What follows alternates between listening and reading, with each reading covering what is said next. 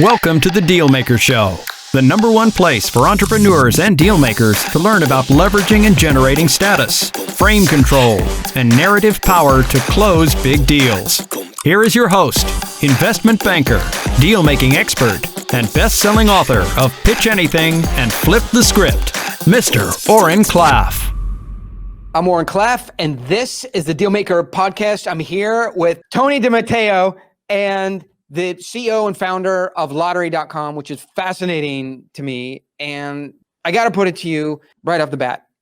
Is this a sin company, right? Is this tobacco, alcohol, lasers, for fighting forces, hacking, lottery tickets? Is this on the sin side? Why does the world need Lottery.com? Well, that's a good question. Well, we're not lasers. We don't have any lasers, but I would like to get lasers if we can get them. But honestly, I see us as sort of an entertainment company or a media company, really, which is that we let people play the games that they already like right now, which is Powerball, Mega Millions, state games, etc., and they can do that from their phone. It's just a way. Honestly, all we're doing is taking something that's like a legacy industry, which is paper-based. You walk in with paper money, you walk out with a paper ticket, and that's how the game has been for a very long time. All we're doing is just making that available to everybody, through their phone. So here's the question I have. You've been doing this for 6 years. Yeah, that's right. And by the way, here's not the question I have. I have a million questions. Because if you thought there was going to be I got to jump on with this guy, Oren, in 15 minutes, and I go, no, you're going to be here for 4 hours. I have a million questions. Right. All right. I love it. So 6 years ago, how similar, when you started, how similar is what you are today to the vision that you started with? That's a good question. So, when we started, actually, my co-founder, Matt Clementson, he gets the credit for having the idea for the company, right? Which was he was on a Christmas break. He went to his mother-in-law's, and she's disabled, so he does all the handyman stuff, around the house. He went through her glove box, and it was stuffed with Powerball tickets, that were expired. And so his thought was well, it's a little bit crazy that people are playing and maybe they won. You might have $1 billion ticket in your glove box, but nobody knows about it, and because you forget about it. And so that was the very ember, the start of the actual idea. And so the idea was how do we actually make lottery available to absolutely everybody and bring it online? And the lottery is such a legacy industry. It's you walk in with paper money, you walk out with paper ticket, and that's the entire transaction. And then if you remember to actually check your numbers after the fact, then maybe you won, maybe you didn't. And so that was sort of the idea, and it's such a giant market of what's possible. At the time, I was running an IT company that catered to VCs in the Valley. Matt was running a concierge company. It's actually one of the largest in the world. We both just threw all that away and just dove into this. No lottery experience, no gaming experience. It's just we realized this is the opportunity of our lives. We need to go do this 100%. Oh my God. So let me ask a question. Was it hard? Well, that's absolutely. The question. I know you're waiting for more of the question. Where's the rest of the question? That's it. Was it hard? It was incredibly hard in so many different ways, I guess. How do we do this, right? What's a legal way to play the lottery online? That was a huge hill to climb. And then for us personally is obviously I'm just a hardcore entrepreneur. I barely graduated high school. I didn't do any college, and I just got into tech because I thought this is the future. I'm going to go do this. And when I met Matt, my co-founder, is sort of our thesis. We were both running separate companies at the time. Is we should be number one best friends forever, and we're just going to split everything we ever do. But I'll say this: our thesis was we should build things that should exist or that are inevitable to exist, things that are going to happen no matter what. like, just in the long trend of the world and universe, what are those trends going to be, and how can we be the people who build that? And so eventually, and we built some actually very cool tech in totally unrelated spaces, and we got some patents on that, and it was awesome. But it was once we found lottery, it was sort of like, this is like the biggest pie that we can imagine, and we have an opportunity to go and do this. And so, like, maybe we'll be the guys that go build this. And so we did it. And I'll say we're the right combination of smart, stupid, and stubborn to go and do this, right? Because everybody told us originally, there's no way you can do this. Like, nobody is ever going to allow you to do this. No state is going to allow you to operate. But we were smart enough to sort of understand the world and then see what's possible. And we were dumb enough to just like ignore everybody who told us no, and we were just stubborn as fuck and said, like, we're going to make this thing happen. And so that's how you do things. This is what I tell my little boy. He's a race car driver. Well, he's 7 years old. Oh, awesome. My son's 6.5. Oh, awesome. really? I love it. Yeah. Yeah. So I want to hear about him just really quickly. My son is 7 years old, and he drives Formula 5, which looks like a go-kart. These things go 65 miles an hour, and it's insane. But this is what I tell him: a straight road does not make a skilled driver. Yeah. Yeah. Okay. Get fast in the turns. I know you can go fast on the back straight. Hit 7 years old. Hit 61 miles an hour in the back straight. Right. That's not going to make you a driver.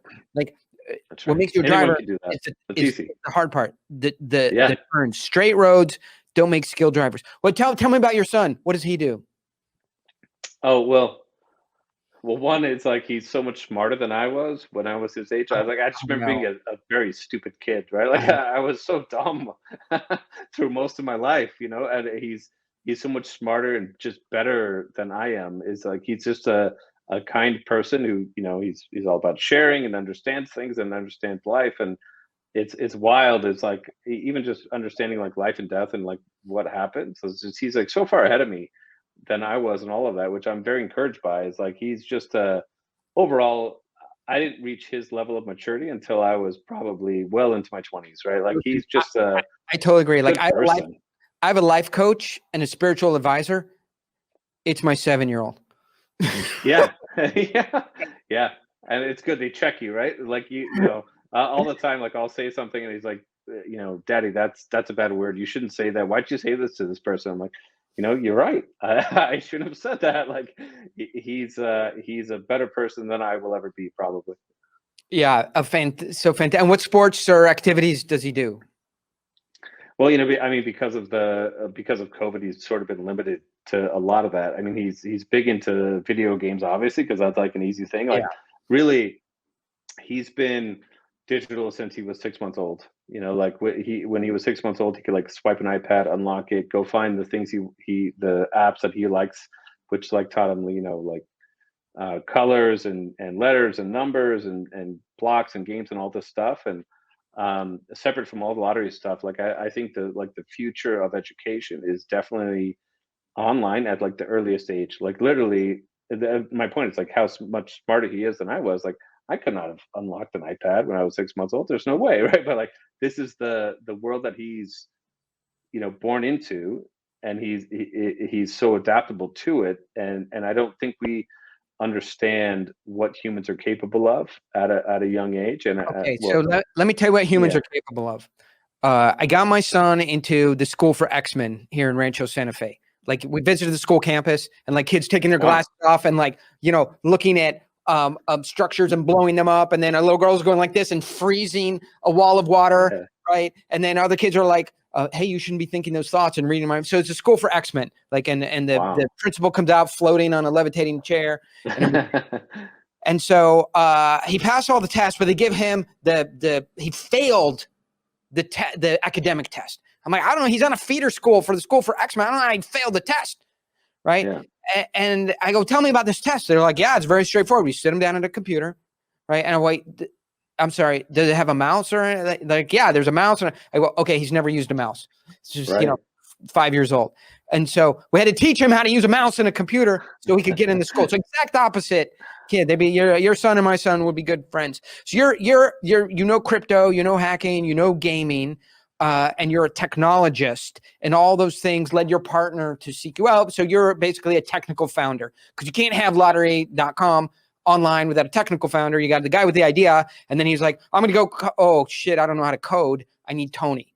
So Tony comes in, and you have the founder and the technical founder. You guys have the idea. You run into all kinds of legal hurdles. Like, but by the way, I don't know the story, but I've heard the story, 100 times. And it's a fantastic story. You run into legal hurdles. People tell you can't do it. And you're like, well, we're too dumb to know that we can't do it. So we're just going to go ahead and do it. And we'll let you know when it's done, but goodbye. And so you plowed ahead, on that basis, and people go, well, it's going to be really hard. And you go, hard is my business. Okay. Right. Where do I sign? Oh, it's hard. Where do I sign up for that? The meme where they put the Viking up, or the guy from Game of Thrones, and it's, low, zero chance of success and certain death. Let's go. I'm in. No. So you headed down that. Yeah. And so now tell us what Lottery.com is today, so we can put it in a box and get excited about it. Sure. So I'll say, when Matt and I met, I think we're very similar people, right? Definitely, this was one of his ideas, but it actually sort of flipped a little bit. Meaning I was forced to learn how to be a storyteller, and how to, do the pitch, and how to raise money, and to be the front man for all of that. I'm actually a terrible programmer. I'm the worst PHP developer in the world, and I only learned that because I wanted to figure something out. So it's a little bit different than sort of, I think, the traditional. You have two co-founders. One's the front man, one's the tech guy. Sure. Matt and I were very similar, and we were just sort of forced to go different directions. And I sort of became the front man for that. And my education the last 6 years has been about how do you tell a story? Because I think that is the most important skill set that you can ever learn, is telling a story, because we're all wired to tell stories. So I have a question for you on that, which just, it's going to sound crazy and out of nowhere, but how do you tell a story? Good question. So how do you tell a story? So the first question that you have to ask yourself is, why should anybody care about the story you're telling, right? So it has to, at all times, be compelling, and all that anybody wants. If you just put yourself in the spot of, who's either reading it or listening to it or whatever, is why should I care? And if you can't keep that up, consistently, then people are going to just stop listening or stop reading, etc. And so, well, I'll say, in the terms of, deal making or pitching, etc., is that's incredibly important, obviously, but also, we are all wired to not only tell stories, but to absorb information through stories. And back to historic days, is if you cannot tell a story, you're not getting your point across. And so I'll say the model that I love a lot. By the way, I love your books, and they've been incredibly influential of how I tell stories. All of it. But for me, it's I'll say, I'm trying to distill this whole thing, is say where you were, where you are, have some sort of hook after that, and then where you're going, right? Because what people want to know, especially in a pitch or any type of deal, is what is the vision going forward of all of this? So, and I'll say the best, if you want to study storytelling, read the Gettysburg Address 100 times. I know that sounds weird, but the Gettysburg Address, it's 2 minutes. If you read it out loud, it's about 2 minutes. And so Lincoln did that. The speaker that came before him talked for about 2.5 hours. Nobody history does not remember who that person was. He was a general, but he just talked and talked and talked about all these things. And this is sort of a lesson in brevity, but also in storytelling. But what Lincoln does in that short 2 minutes is he says, here we were, 70 years ago, our forefathers, etc. And then he doesn't it start but soft. What light through yonder window breaks. Yeah, On. that might be Juliet. right. Oh, that's sorry. That was the other. Get That's the other one. Yes. Yeah. Sorry. Go ahead. I thought that's how it went, but I think you're right with your version. Yes. Yeah. So it's like here we were, and now here we are. We're here to commemorate this event, right? And all that happened here. And then there's a sense of renewal, right? He talks about like, here's what we need to happen, and then he talks about the future. So for me, like a lot of like my influences, if you're telling a story, obviously you have to have a protagonist and what you're doing, which is usually you, especially if you're doing a pitch about whatever you're doing. But it's this is where we were, this is where we are, and here's where we're going. And the idea is like to the audience is you want to be part of this story, right? Yeah. And so if you can sort of hook them into that, then they want to be part of it. And whether they're partners or investors or what have you, then like that's what you want. But like anyways, at the highest level, it's the way to tell a story is where you were, where you are, and where you're going. That's very powerful, just at the like root of all things. So I've now asked 2 of my 998,000 questions, but tell us the story of Lottery.com in today's terms so we can get excited about it. Sure. So we started about 6 years ago. It took us 5 years to get 5 states open, right? Basically meaning like you can actually play the lottery from your phone. In the last year, we've opened up 7 states. And so, and a lot of it, honestly, like whatever the silver lining of COVID is that once the quarantine happened, people now cannot walk in with a paper money and walk out with a paper ticket. And so all of the states have realized like, oh, we cannot continue business as usual. We have to go online. We have to modernize. Like that's like back to your point, here's like the trends that actually force things to happen, is you don't have a choice anymore. And so, we're in 12 states now. We look to open up another 5 to 10 probably this year. And also we're very aggressive on international expansion. And also I'll say this, again, like what our long-term vision is to become a global marketplace for games of chance, whatever those are. And those can be, there's multiple types of games that can be considered games of chance. Oh, games of chance, like my life, like the outcome of my life, for example. Yeah, exactly. Like one game of chance, that I'm currently playing. It's very difficult to win. And, the emotional lows are, incredible. And it just takes everything to get up in the morning and play that game. Oh, I'm sorry. Too much information. No, that's perfect. What are the other games of chance? Well, it could be, like casino games, sweepstakes, daily fantasy, sports booking, sports betting, all of that are games of chance effectively. And so just think of us as sort of like an Amazon, right? Like our vision is to just be a global marketplace for all of these, players. And, wherever you are on the planet, you open up our app. We have in my opinion, I think we have the best, URL and domain and brand that we can possibly have. Our name is literally our industry. Like we are lottery. And so whatever that means is we can sort of onboard and bring them under the tent of Lottery.com, which I think is to the benefit of everybody. So lottery is notorious for like you win for crazy stories. Guy wins the lottery, moves to Texas, builds a castle, buys some real cannons, attacks the castle with real cannons, and has knights and horses running around, but is also building a spaceship and has lasers, and that's just the beginning. Like people win lotteries, go bonkers. Yeah.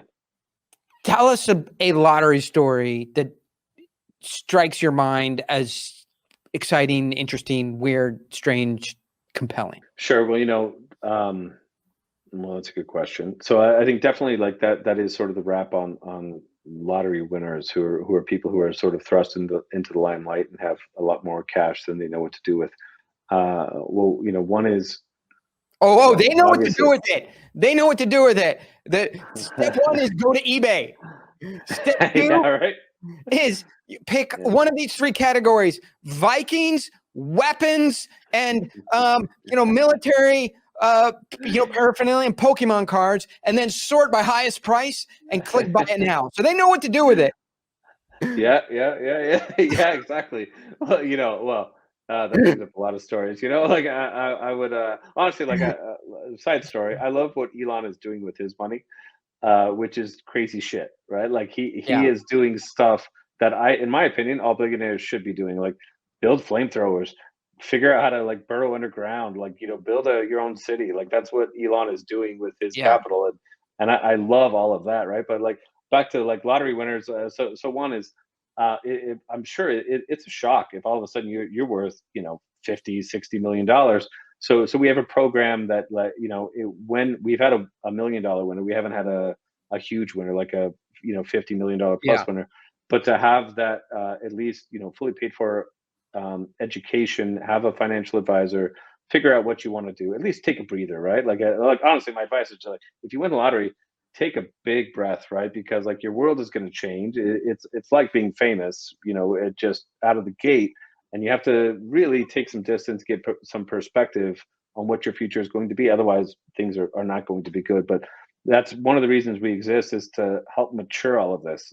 So much of it has been sort of state by state. Nobody really has a handle on like how to help people, and also a lot of people don't believe that people who win a whole bunch of money need some help, but they absolutely do need some help. And so to just bring some sanity to the entire marketplace, like that's part of what we do, at least. Well, just you send them over to me. I will help them. Yeah, I know how to perfect. do this. Buy No, Bitcoin. I'll tell That's you, the advice. true story. In the deal business, when I had a partner, you don't do 30 deals a year. You one or two deals a year in a small firm. Low volume. When you win, the paydays are quite big. And so my partner, we closed maybe 2 deals a year, and pretty soon he'd bought a house and a Rolls Royce and had an airplane, and there's really nothing else left to buy for him. And so we would close a deal. He'd make a couple $1,000,000, or more on it. And he would start rifling through the newspaper, and he'd find a really hard luck story. And he'd call up his press agent, or the guy worked for us, and he'd go contact his family, bring me all their medical bills, all of them. Yeah. And he'd come in with everything, and he'd just pay them all down to zero. And no newspaper, didn't want any press on it. Sure. And he's really not that guy. This is why I'm telling the story. I mean, he's not. Anyway, this is recorded and going to be on the internet for forever. So but that's not the first thing, when you close a deal, the first thing that pops in your mind is not, Sure. But eventually that's just where he ended up. He'd just find hard luck stories in the newspaper and go, get me all their medical bills. And that became, the thing he did with his winnings. And I learned a lot from that lottery winners could take under advisement. No, yeah, absolutely. And also, one of the things that we've started, it's called Win Together. You can go to like wintogether.org to see this, is a charitable sweepstakes platform. Meaning if you donate $10, we give you 10 sweepstakes entries into winning something awesome. But that's honestly just a mechanism. If you already care about a cause, we just want to give you the reason to sort of pull the trigger on that, the incentive to do it. But like our pilot campaign is with the Arbor Day Foundation. They plant trees. They've planted millions of trees over the last 50 years. But whatever you're doing, and I think that's very core to our ethos, is win together. Meaning, whatever game you're playing, ultimately that will benefit somebody in need. And that's honestly true of the lottery. That's sort of a misconception, is that about 30% of whatever you're spending in your lottery ticket, if you're spending $1, about 30 cents actually goes to your local, your state, usually in the education department, sometimes veterans, et cetera. And I won't claim that all of that money is spent wisely. But that's another reason of why we're here, is to sort of bring transparency into how those lottery dollars are actually spent, state by state, government by government. And as we bring transparency, we can bring accountability. That's just sort of a natural follow-on. I don't know if that makes sense, but yeah, it does, Tony. But I do feel like your Win Together program is a bit of a criticism of my program, which is Lose Together. How does that work? Yeah, I mean, it's just like all my friends are very familiar with it. Yeah, yep, yep. One thing I love about living in San Diego is we have in Miramar, we have jet overflights. Like it's really hard to run a business because all afternoon, and when the jets fly over, like you cannot have a phone conversation. You can't concentrate. It just shakes your bones. But the great thing is you go, yeah, my taxes, like, oh, you're driving on a road, you have a fire department, F-16, yeah, exactly. F-22 Raptors flying over.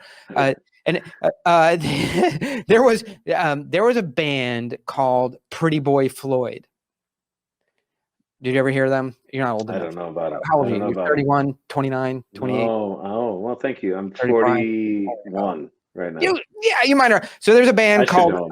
Pretty Boy Floyd, and there was another band opening for them called Something, and they got in a fight with the second band that was opening. So the second band that was opening for Pretty Boy Floyd changed their name to Ugly Kid Joe.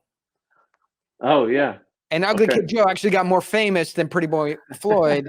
So Lose Together, my organization Lose Together might still have a chance of becoming big. I like it. it. I'm in.